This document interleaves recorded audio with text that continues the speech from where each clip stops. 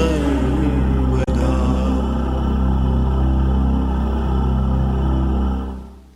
The Bhagavad Gita is a book of mankind's collected experience of and answers to life's most basic questions.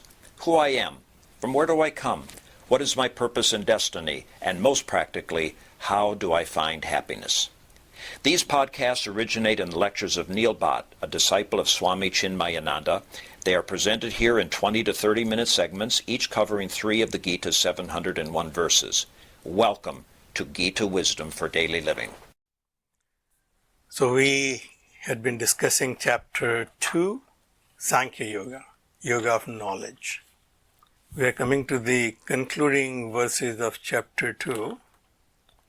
So if we can recall what we have learned so far in chapter 2, Bhagavan initially gave Arjuna various viewpoints to motivate him to fulfill his duties. That is, a general of the army, it is your duty right now to fight this war. You can't run away. You cannot take your role lightly. So that's a takeaway for us. Any role that we take in this life, it comes with its own duties, and my job is to fulfill those duties sincerely. Then Bhagavan also gave Arjuna advice how to act in this world, which I consider probably the most important verse in this chapter. That if you can understand that verse and get some guidance from it, then you will learn what Bhagavan is trying to teach us. Bhagavan says, Yogastha kuru karmani, sangha tyaktva dhananjaya, siddhi asiddhi samo bhutva, samatvam yoga uchyate. In this one verse, Bhagavan has given us a complete instruction of how to act in this world. The first thing he said, establish in yoga. And then he defined yoga for us. Samatvam yoga uchyate. Equanimity of mind is yoga. If I can control my mind in all situations, in all outcomes, that's yoga, Bhagavan said. Keep that equanimity, and with that equanimous mind, act in this world, and that will only come if sangha tyaktva, if you detach yourself from your actions and this world of objects, then only you can have this equanimity of mind. So that's the golden advice Bhagavan gave it to Arjuna. Arjuna obviously is in the same situation as we are. We find this thing completely counterintuitive. That I cannot work in this world if I have no attachment. If I have no attachment, then how can I be motivated to do anything in this world? We work for our children because we are attached to our children. We perform our duties in our professions because we are attached to our profession. So we find this thing very counterintuitive and counterproductive actually. That if I lose all interest and attachment and desires, then I'll become completely useless person. I will not be able to perform anything. So there must be something which I'm missing out from this advice. So Arjuna asked Bhagavan, is there any person who has such qualities? He said, can you describe qualities and virtues of a perfect person, sthita prajna? And Bhagavan said, yes, I can. So Bhagavan said, prajahati yada kaman sarvan manogatan. The one who gives up all the desires of the mind and atmaiva atmani tustaha, and he is satisfied in the self, by the self, sthita prajna iti uchyate. It is very simple, Bhagavan said. One who has given up all desires of the mind. Again we find this thing not really very satisfactory, because giving up all desires of the mind, we find it not possible. So there must be something which we are still missing out. Why we find it so difficult, and Bhagavan keep insisting on it. So then we have to analyze the anatomy of desire. So we have learned in Sankhya Darshan that there were two entities originally, Purusha and Prakriti. Purusha getting entangled with Prakriti creates the world of objects, or samsara as we call it. Purusa is conscious but inactive. Prakriti is inert but active. When the two come together, it creates the mahat, which is buddhi. So buddhi is created. The second thing is created is ahankar. We are talking about the cosmic buddhi or total buddhi and total ahankar. Once the ahankar is created, then all things come into being. 5 sense organs, 5 organs of actions, 5 great elements. So the samsara started. It all started not from the buddhi but from ahankar. So right now, I am seeing things through the lens of my ahankar. Now, ahankar not in the sense of egotistical person, but the sense of doership and enjoyership. When I look at this world through my lens of my limited ego, the conditioned consciousness, then I find that these desires are necessary. Bhagavan did not say that give up all needs from your life. There will be need for all the roles which I play.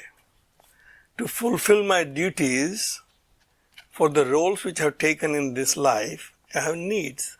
And I have to acquire things and obtain things to fulfill those needs. But we are confusing our needs with our desires. Therefore, Bhagavan used the word manogatan, of the mind. He did not say what is necessary for you to do to fulfill your duty.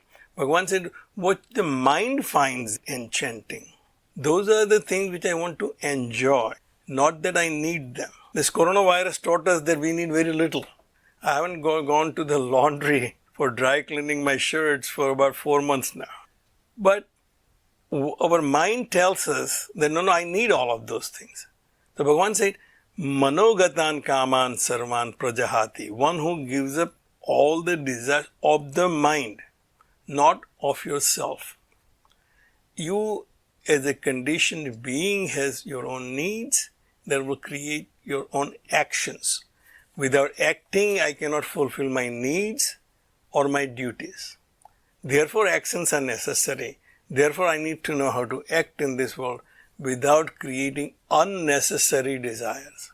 So, Bhagavan says, such a person who is established in this wisdom, he does not have the desires of the mind.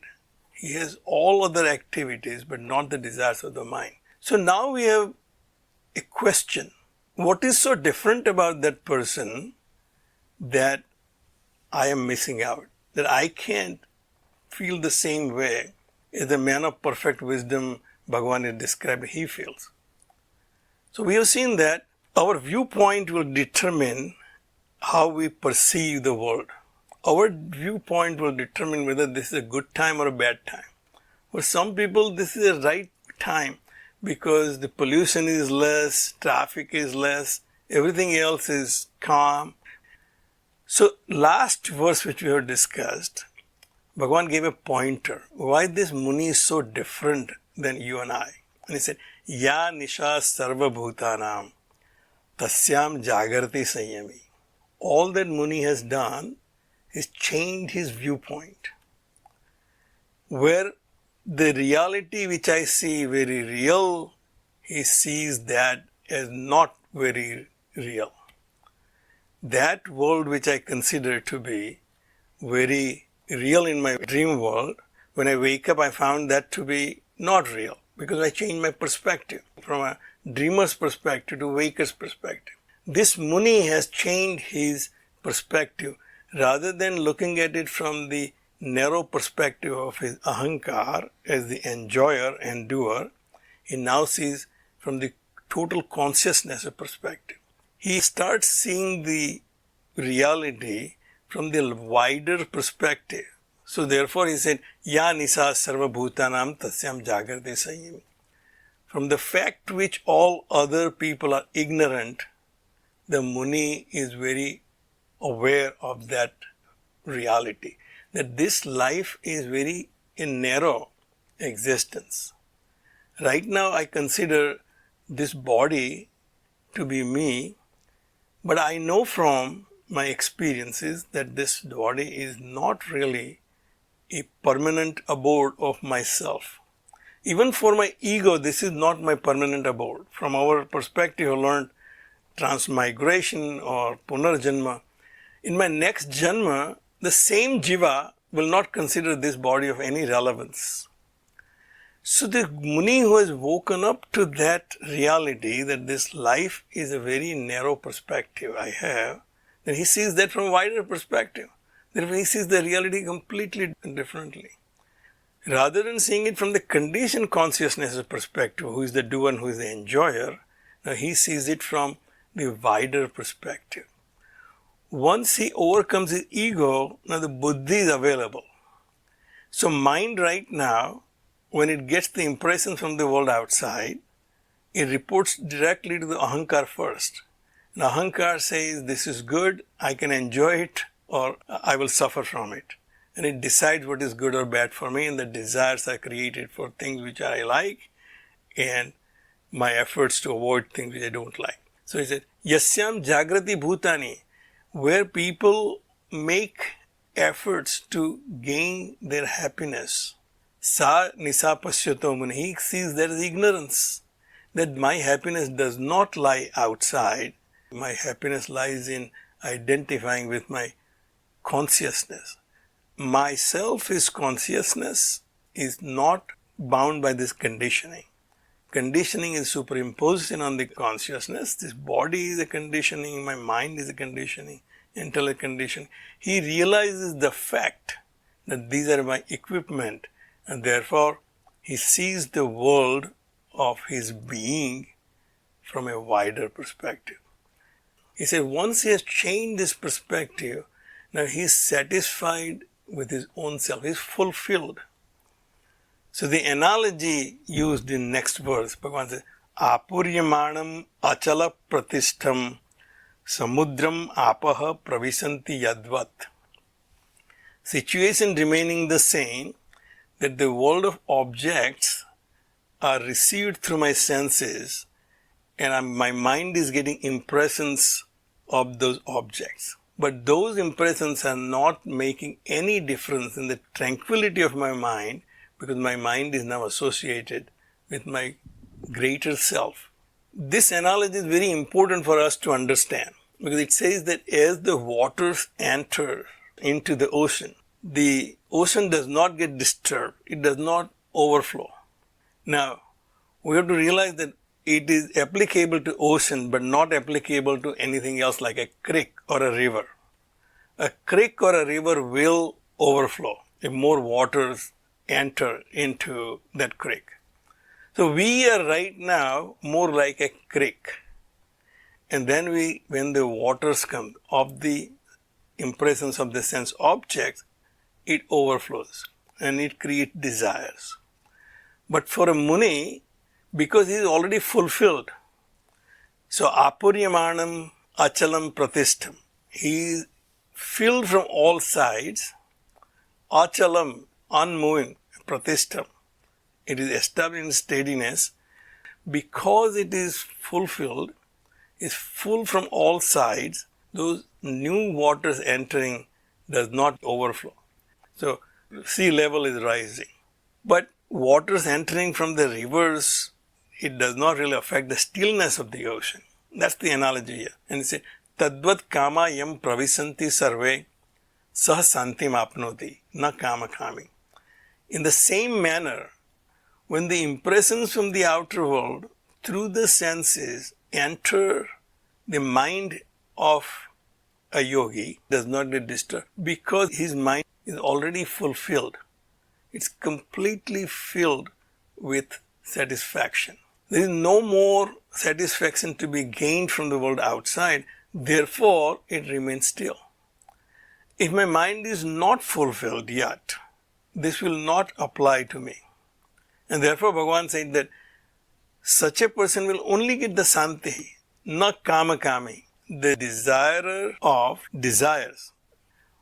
If I think that objects will give me that, then obviously I will not feel peace, which a yogi is feeling. So it's actually my journey now to get from where I am at a level of a creek or a river to get to a level of an ocean as far as my mind is concerned. When that mind is identified with total consciousness, then only it can achieve that state of stillness.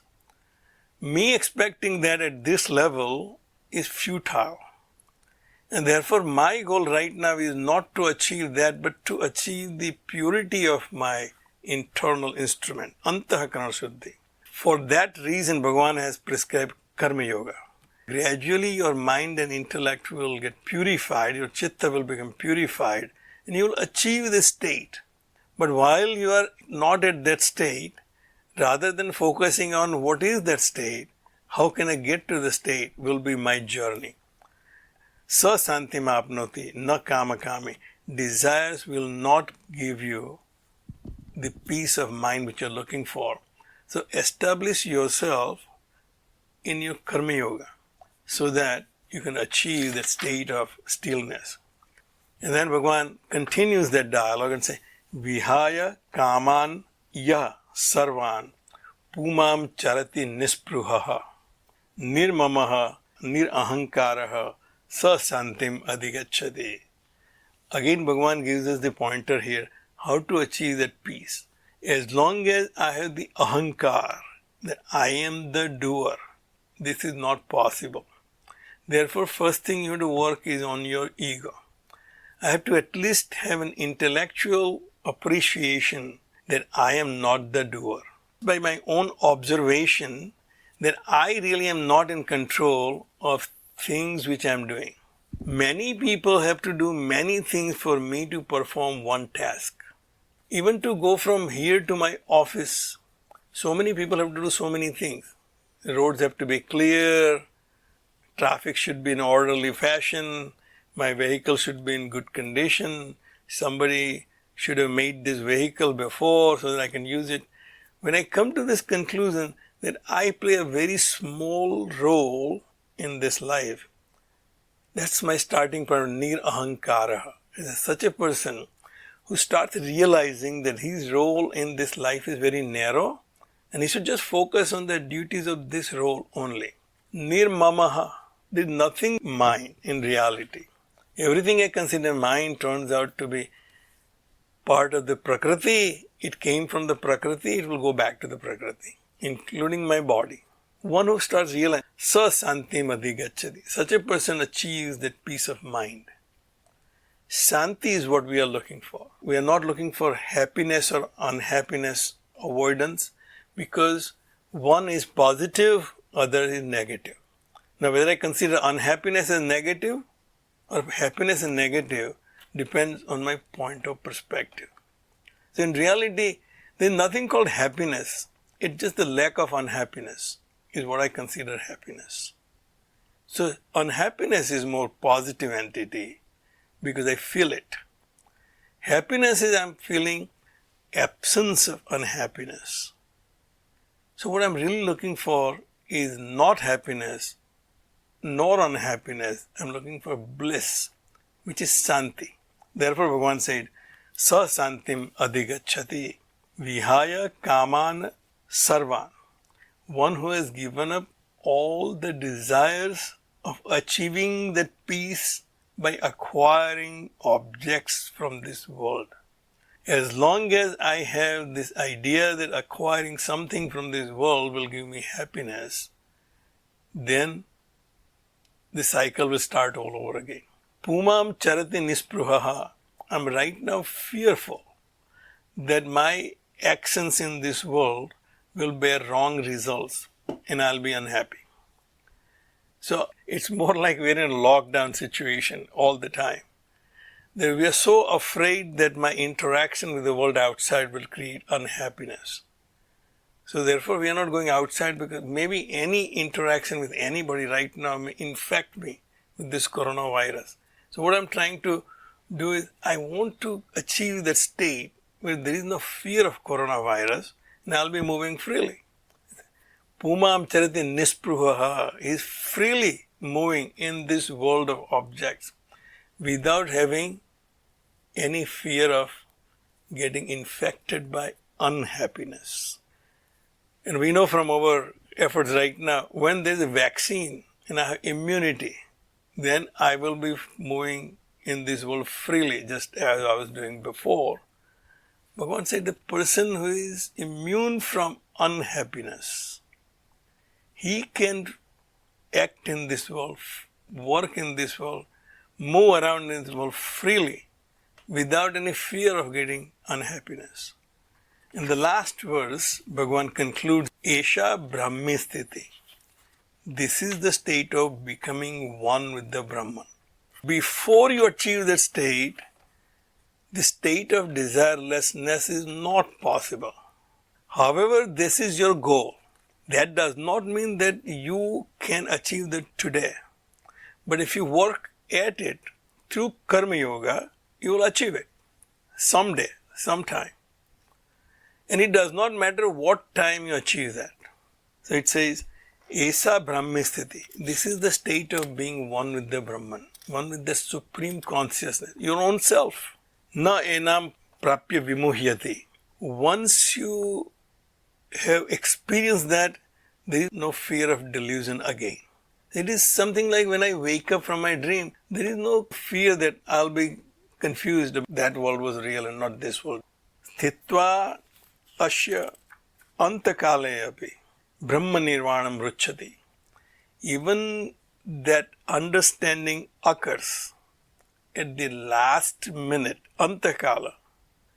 Even at the time of death, if this understanding occurs, that what is Brahmi Sthiti?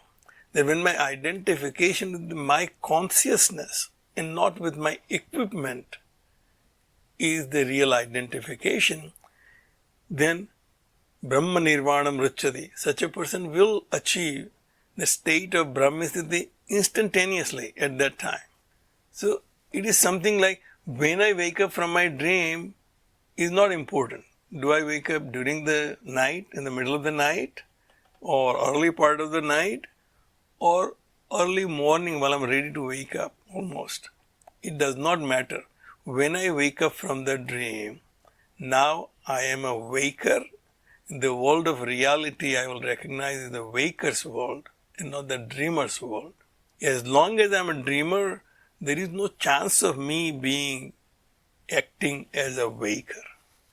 But there is a path given here from this state of my delusion that this conditioned self is the real self, and this world which I experience is real, to identify with the Supreme Self through Karma Yoga. And then once I realize, there is no action required. And we will see that in next 16 chapters. So I'll stop right here. If you find this podcast helpful, please support it by donating any amount by going to the episode's website at neilbhatt.podbean.com or at chinmayarichmond.org. Thank you. Om Sarve Bhavantu Sukhina Sarve Santu Niramayaha Sarve Bhadrani Pashyantu Ma Kaschid Dukkha Bhag Bhavet. Om Shanti Shanti Shanti. Harihi Om. Shri Gurubhyo Namaha. Harihi Om.